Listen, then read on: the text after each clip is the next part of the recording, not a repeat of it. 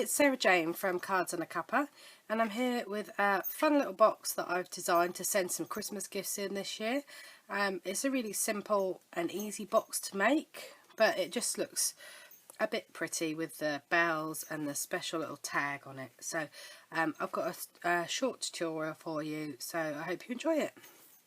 So I'm using this Christmas DSP, and you're going to need your paper trimmer, and this paper is 12.5 by 23 centimetres, and along the 23 centimetre side you're going to score at 1.5, and then flip it round and score at 1.5 again on the other end. That's just the easiest way to do it. And then down the 12.5 centimetre side you're going to score at 1.5,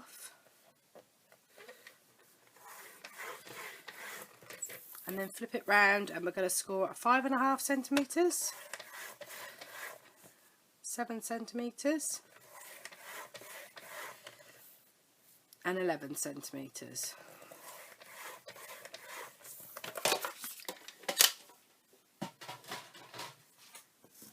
And then fold all them creases over, just makes it a bit easier to trim in a second. You can use a bone folder for this if you've got one, but mine's not handy.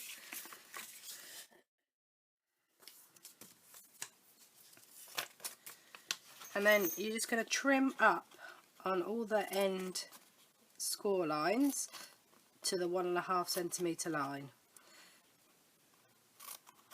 And then you could do that on both sides or both ends.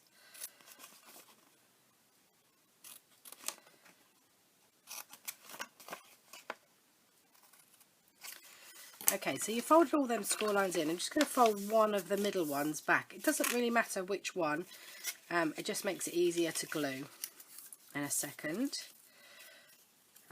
Obviously the one that you fold back, that will then be your lid, and the four, where there are 4 tabs, that will be your base. So glue the 4 tabs for the base to start with. Now I like to use little pegs or clips just to hold it, but it doesn't take very long to go off, so you could just use your fingers if you wanted to. Just hold it for a moment while it sets a little.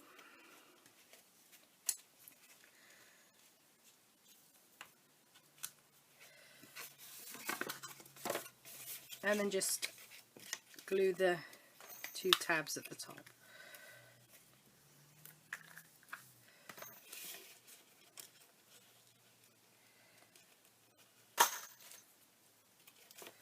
Oh, that was my pot of bells. Did you hear that?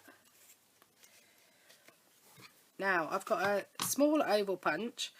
I'm not sure, I think this might be retired now, but if you haven't got the oval punch you could just use a circle punch, maybe a 3/4 inch circle punch. So in the centre of the lid part, then you're just going to punch a half an oval, just so that you can get your finger to pull it off the base. So that should be dry by now.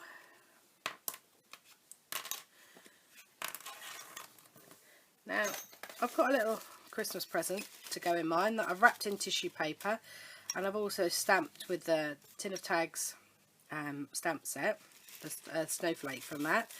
But this box is quite a big, good sized box. It will fit 5 pencils across, and perhaps 2 deep if you wanted to, so it's good for quite a lot of different sized gifts. So I'm going to pop this in and then close it over. Now, to wrap the twine, I've got a tag that is also from the Tin of Tags kit, and then some copper bells that I picked up the other day, and you're going to thread the 3 of the bells onto your black baker's twine.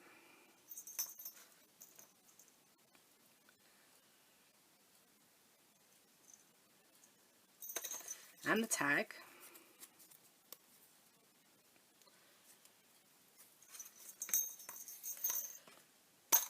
So I'm just going to trim that end off where it frayed.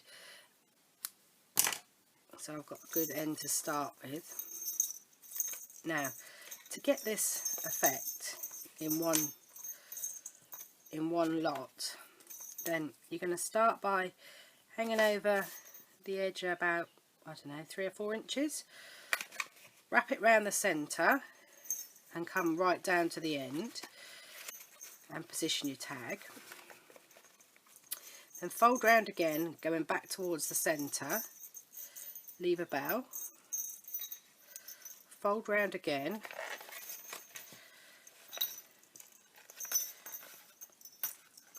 leave a bell.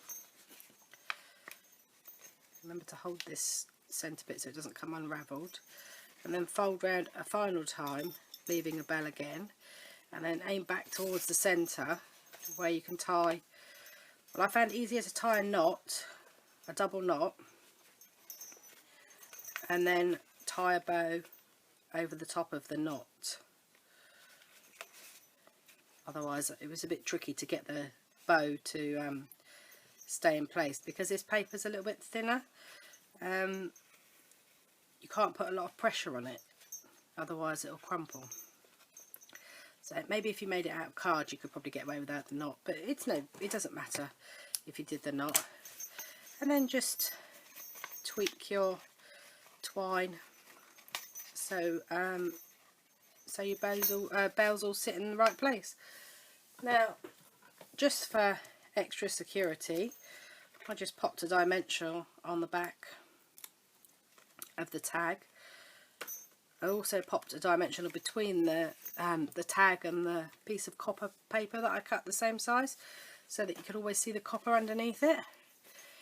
And that's how you make that simple little box. So I hope you've enjoyed today's video tutorial. There's lots more on my YouTube channel and lots more on my blog, so don't forget to check it out.